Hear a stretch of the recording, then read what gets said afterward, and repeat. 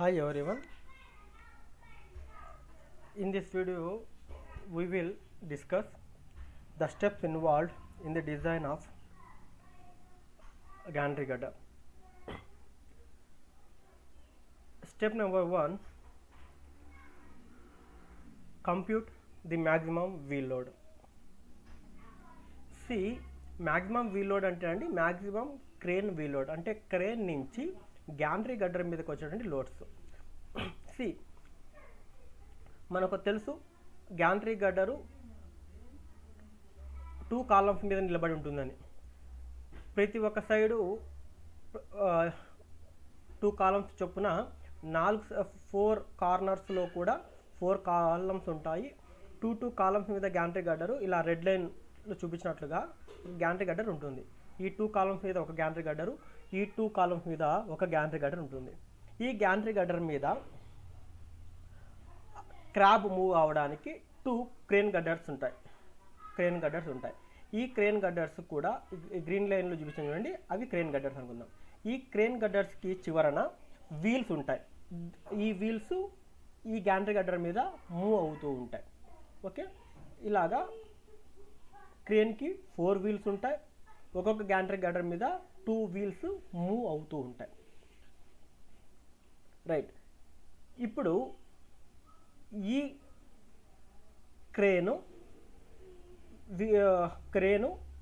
నుంచి వచ్చేటువంటి లోడ్స్నే అంటే రియాక్షన్స్ మనం కనుక్కోవాలి. అంటే ఈ వీల్ దగ్గర ఉండేటటువంటి రియాక్షన్స్ మనము డిటర్మైన్ చేయాల్సి ఉంటుంది.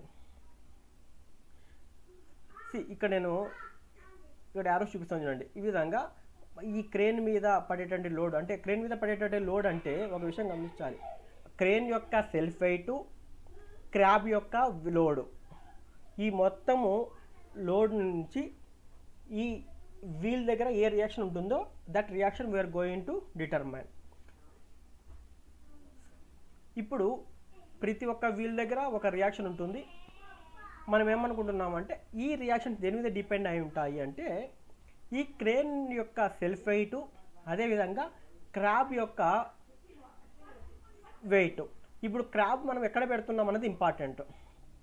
ఒకవేళ క్రాబ్ నేను సెంటర్లో ఇలా పెట్టాను అనుకోండి, అప్పుడు రియాక్షన్స్ తక్కువగా ఉంటాయి. అదే క్రాబ్ నేను కొంచెం దగ్గరగా తెచ్చాను, గడ్డరికి దగ్గరగా తెచ్చాను అనుకోండి, అంటే సపోర్ట్స్ అనొచ్చు కదా, ఇక్కడ దగ్గరగా తెచ్చాను అనుకోండి, గడ్డరికి దగ్గరికి తెచ్చాను, అప్పుడు రియాక్షన్స్ ఎక్కువగా ఉంటాయి. కాబట్టి to obtain the maximum wheel load we need to accommodate the crab as nearer as possible to the gantry girder. Sir ఆ డిస్టెన్స్ ఎంత సార్ అంటే దీన్నే మినిమం అప్రోచ్ అని మనకి క్వశ్చన్లో ఇచ్చింటారు. ఏమంటారంటే మినిమం అప్రోచ్. దీనికి ఇప్పుడు లైన్ డయాగ్రామ్ చేసి చూపిద్దాం. నేను ఇక్కడ ఉన్నటువంటి ఈ గ్రీన్ కలర్లో చూపించాను కాబట్టి ఇప్పుడు గ్రీన్ కలర్లో చూపిస్తాను. ఈ గ్రీన్ కలర్లో ఏదైతే నేను క్రేన్ గడ్డర్ చూపించానో దాన్ని లైన్ డయాగ్రామ్గా తీసుకుంటున్నా. ఆల్దో అక్కడ రెండు క్రేన్ గడ్డర్స్ ఉన్నప్పటికీ కూడా ఆ రెండింటిని కలిపి ఒకే లైన్ డయాగ్రామ్గా నేను ఇప్పుడు తీసుకోవడం జరుగుతోంది. చూడండి, ఇది క్రేన్ గడ్డర్ అనుకుందాం. ఆ క్రేన్ గడ్డర్ మీద మనకి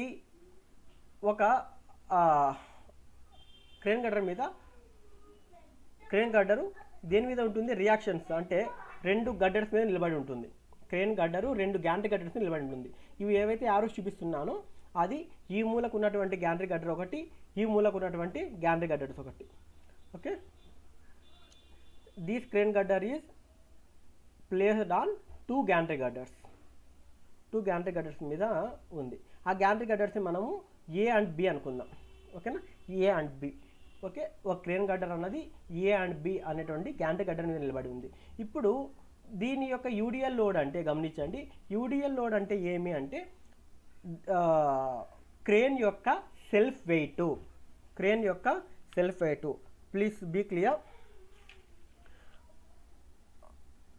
ఇప్పుడు మనము క్రేన్ యొక్క సెల్ఫ్ వెయిట్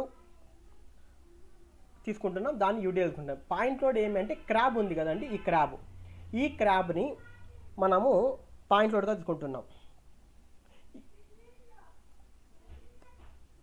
ఎంత డిస్టెన్స్లో ఉంటుంది అది? That will be at minimum approach distance. Minimum approach అన్నది ఆల్రెడీ మనకు క్వశ్చన్లో ఇవ్వడం జరుగుతుంది. ఇవ్వకపోతే you may take from 1.2 to 1.5 meters, 1.2 to 1.5 meters, right. చూడండి ఏ లోడ్స్ పడుతున్నాయి. క్రేన్ కెపాసిటీ ప్లస్ మోటార్ ఉంటే motor weight, motor weight, hook ఉంటే హుక్ వెయిట్, ఇవన్నిటిని కలిపి ఏమంటాము అంటే పాయింట్ లోడ్గా తీసుకున్నాం ఇక్కడ మనం. తర్వాత సెల్ఫ్ వెయిట్ అంటే ఏమి అంటే యూడిఎల్గా తీసుకున్నటువంటిది ఏంటి అంటే self weight of the crane,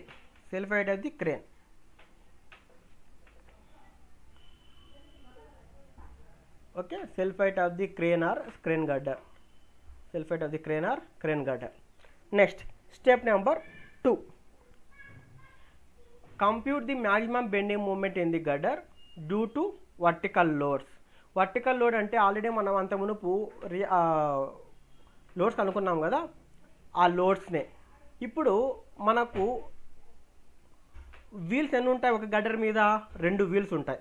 కానీ అంతకు మునుపు స్టెప్లో మనము దీని లైన్ డయాగ్రామ్ తీసుకున్నప్పుడు ఒకే రియాక్షన్గా తీసుకున్నాం. కాబట్టి అక్కడ వచ్చినటువంటి రియాక్షన్ ఏదైతే ఉందో ఆర్ఏ ఆర్బి వాల్యూస్ని మనము 2 వీల్స్కి షేర్ చేయాలి.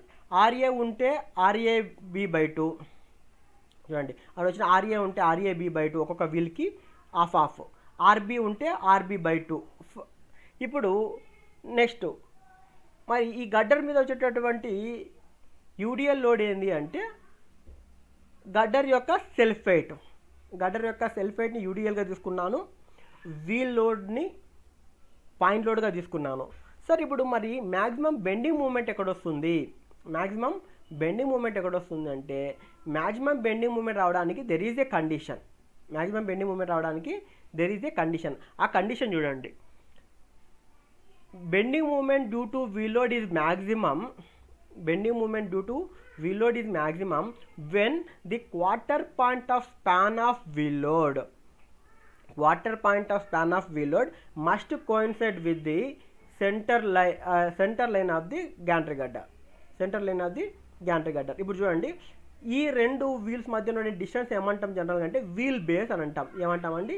ఆ 2 డిస్టెన్స్ ఏమంటాం? 2 వీల్స్ మధ్య ఉన్న డిస్టెన్స్ని వీల్ బేస్ అని అంటాం. ఆ వీల్ బేస్ యొక్క క్వార్టర్ పాయింట్ గ్యాంట్రీ గడ్డర్ యొక్క సెంటర్ పాయింట్తో కోయిన్సైడ్ కావాలి. బాగా గమనించుకోండి, రాస్తున్నాను చూడండి.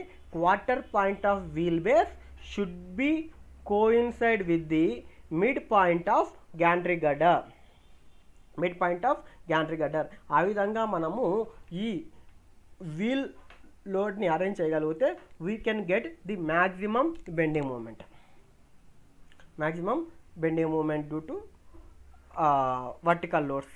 నెక్స్ట్ స్టెప్ నెంబర్ 3 ఏమి అంటే compute the maximum shear force due to wheel load. అక్కడ బెండింగ్ మూమెంట్ అనుకున్నాము, ఇప్పుడు షియర్ ఫోర్స్. దాని కండిషన్ ఏమి అంటే one of the wheel is on support. One of the wheel అంటే అక్కడ RA/2 అని చెప్పాము. ఈ RA/2 అన్నది ఒక రియాక్షన్ మీద ఉండాలంట. సపోజ్ ఇప్పుడు రెడ్ కలర్లో చూపిస్తున్నది 2 వీల్స్ అండి. ఆ వీల్స్ ఎక్కడ ఉండాలా అంటే ఒక వీల్ ఖచ్చితంగా కూడా సపోర్ట్ మీద ఉండాలి, రైట్. ఇంకా సెల్ఫ్ వెయిట్ యాజ్ యూజువల్ మనకు తెలిసిందే. సెల్ఫ్ వెయిట్ ఏమైంది అంటే self weight of the girder. ఇక్కడ నుంచి we can determine the shear force. Next step number 4, compute the lateral forces on the girder and the maximum bending moment and shear force. ఇప్పుడు ఒక విషయం గమనించండి, అంతకు మునుపు స్టెప్ నెంబర్ 2 స్టెప్ నెంబర్ 3లో ఏం చేశాము అంటే ఈ వర్టికల్ లోడ్స్ ఏమున్నాయి, ఆ వర్టికల్ లోడ్స్ నుంచి బెండింగ్ మూమెంట్ ఎంత, షియర్ ఫోర్స్ ఎంత డిటర్మైన్ చేశాం.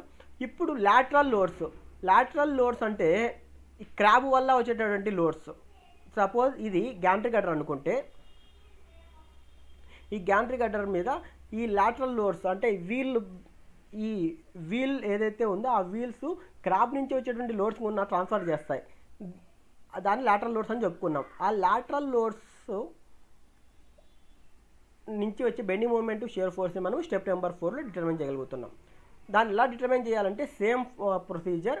మ్యాక్సిమం బెండింగ్ మూమెంట్ కావాలి అంటే ఈ రెండు లోడ్స్ మధ్య ఉన్నటువంటి డిస్టెన్స్ యొక్క క్వార్టర్ పాయింట్ గడ్డర్ యొక్క లెంత్లో ఉన్నటువంటి సెంటర్ పాయింట్తో కోయిన్సైడ్ కావాలి. సపోజ్ ఇది ఒక కాలము, అది ఒక కాలము, ఆ రెండు కాలమ్స్ మీద ఒక గ్యాంట్రీ గడ్డర్ అన్నది ప్లేస్ అయ్యింది. ఆ గ్యాంట్రీ గడ్డర్ మీద 2 వీల్స్ ఉన్నాయి. ఆ వీల్స్ లాటరల్ లోడ్ని గ్యాంట్రీ గడ్డర్కి ఇస్తున్నాయి అనుకుంటే, ఇప్పుడు మనం ఏమంటున్నాం, ఆ రెండిటి వీల్స్ మధ్య ఉన్నటువంటి డిస్టెన్స్లో క్వార్టర్ పాయింట్ ఈ గడ్డర్ యొక్క సెంటర్ పాయింట్తో కోయిన్సైడ్ అయితే మ్యాక్సిమం బెండింగ్ మూమెంట్ వస్తుంది. అదేవిధంగా షియర్ ఫోర్స్ కావాలి అంటే ఒక లోడ్ మాత్రము ఖచ్చితంగా ఈ సపోర్ట్ మీద ఈ విధంగా ఉండాలి. అప్పుడు we can obtain the maximum shear force. Right, thank you అండి.